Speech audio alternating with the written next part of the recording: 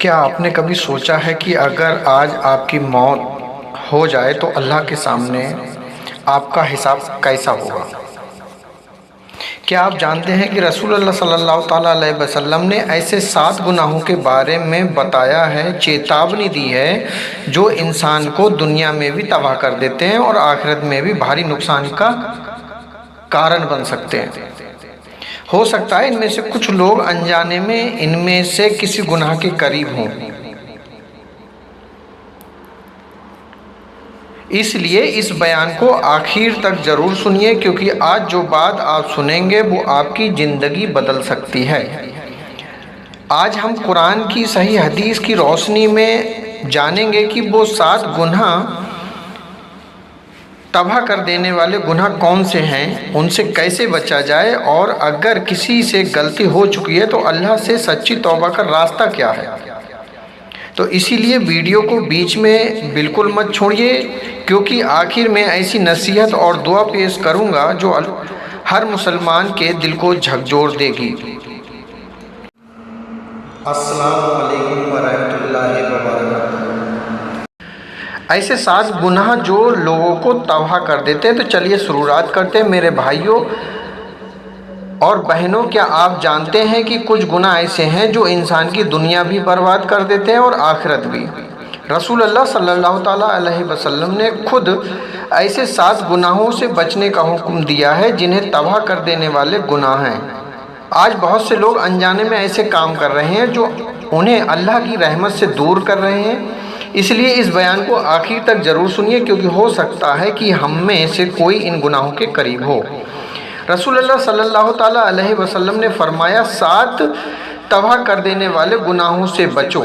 صحابہ کرام نے پوچھا، یا رسول اللہ، وہ کون سے گناہ ہیں؟ آپ رسول صلی اللہ تعالیٰ علیہ وسلم نے فرمایا، اللہ کے ساتھ کسی کو ساجی ٹھہرانا، جادو کرنا، ناحق کسی کی جان لینا، یتیم کا مال کھانا، سود کھانا، جنگ کے میدان سے بھاگ جانا، پاک دامن مومن عورت پر جھوٹا الزام لگانا۔ پہلا گناہ اللہ کے ساتھ کسی کو ساجی ٹھہرانا، یہ سب سے بڑا شرک ہے۔ میرے عزیز دوستو، ان 7 گناہوں میں سب سے بڑا گناہ شرک ہے۔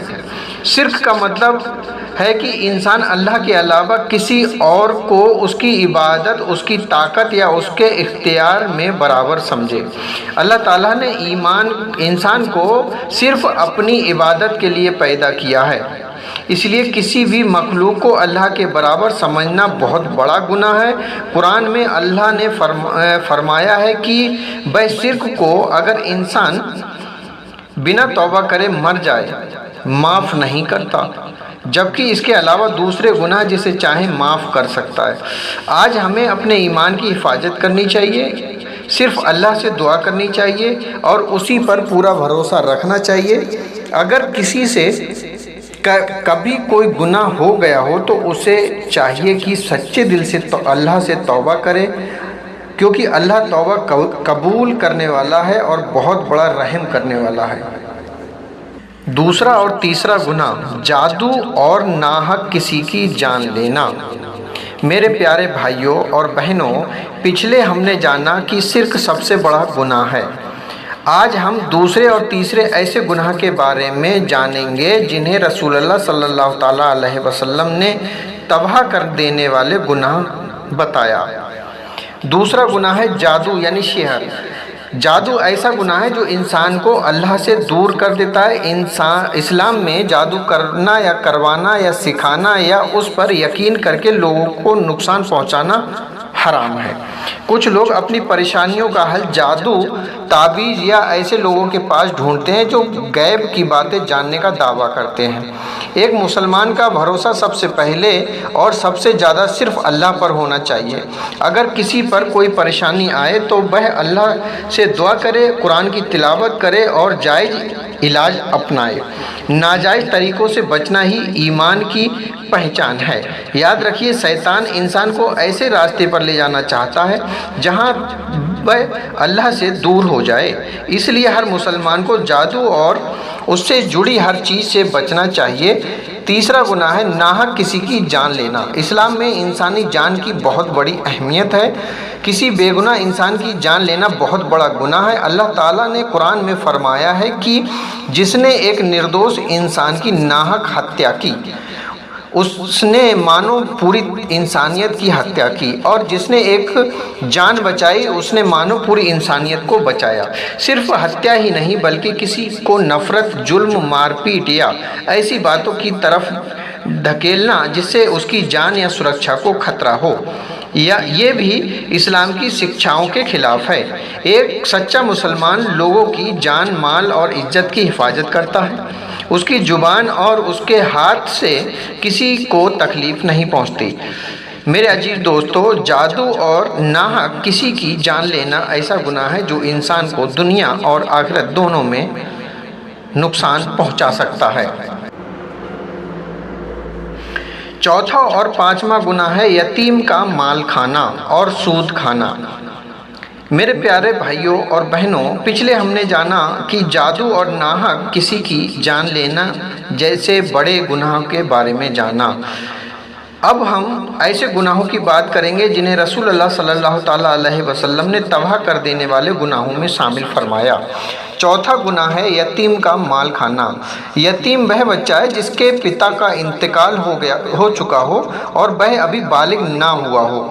اسلام میں یتیموں کی دیکھ بھال کرنے اور ان کے حق کی حفاظت کرنے کا حکم دیا گیا ہے، لیکن جو لوگ یتیم کا مال ناجائز طریقے سے کھا جاتے ہیں، اس میں خیانت کرتے ہیں یا اس کا حق مارتے ہیں، ان کے لیے قرآن میں سخت چیتاونی دی گئی ہے۔ اللہ تعالیٰ فرماتا ہے کہ جو لوگ یتیم کا مال ظلم کے ساتھ کھاتے ہیں وہ اپنے پیٹ میں آگ بھر رہے ہیں اور آخرت میں انہیں سخت عذاب کا سامنا کرنا پڑے گا۔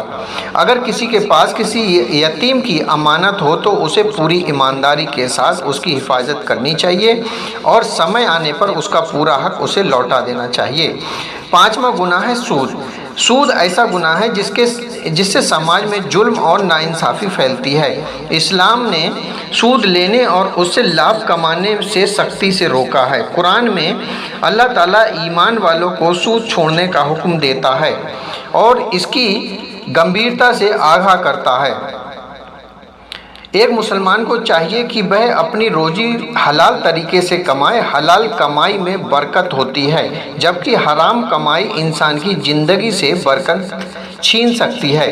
اگر کوئی پہلے سود سے جڑے کام میں رہا ہو تو اسے اللہ سے توبہ کرنی چاہیے اور جہاں تک سمبھو ہو آگے کے لیے حلال راستہ اپنانے کی کوشش کرنی چاہیے۔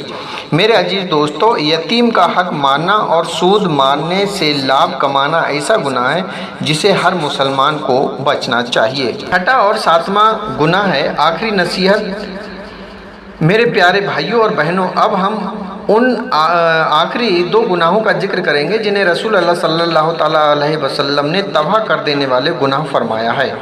چھٹا گناہ ہے جہاد کے میدان سے بھاگ جانا۔ رسول اللہ صلی اللہ تعالیٰ علیہ وسلم نے فرمایا کہ جب بیت جہاد کا سمے ہو اور مسلمان آمنے سامنے ہو تو بنا صریح وجہ کے ڈر کر میدان چھوڑ دینا بہت بڑا گناہ ہے۔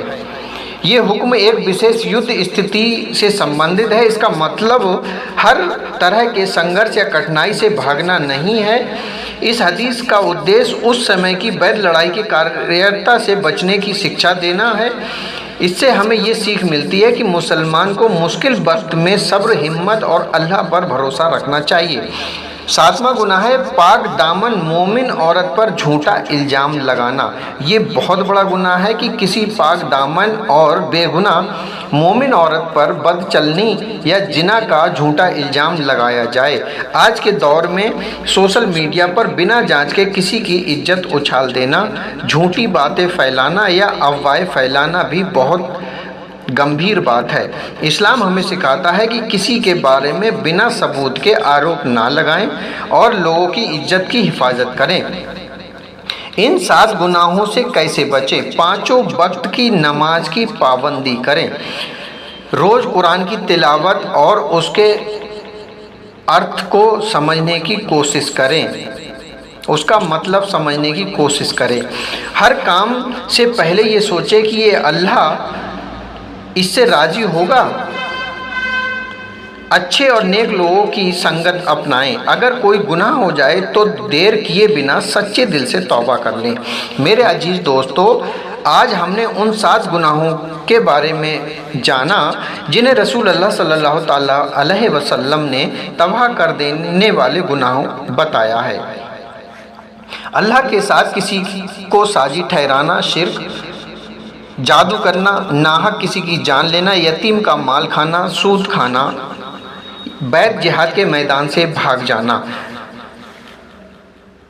पाक दामन मोमिन औरत पर झूठा इल्ज़ाम लगाना। आइए हम सब मिलकर अल्लाह से दुआ करें, या अल्लाह हमें हर छोटे बड़े गुनाहों से बचा, हमारे ईमान की हिफाजत अता फरमा, हमें हलाल रोजी अता फरमा, हमारी तौबा को कबूल अता फरमा और हमें दुनिया और आखिरत की कामयाबी नसीब अता फरमा। आमीन। अगर आपको ये बयान पसंद आया हो तो इसे अपने दोस्तों और रिश्तेदारों तक ज़रूर पहुंचाइए ताकि ज़्यादा से ज़्यादा लोग इन बड़े गुनाहों से बच सकें। अल्लाह हम सबको सही राह पर चलने की तौफीक अता फरमाए। आमीन।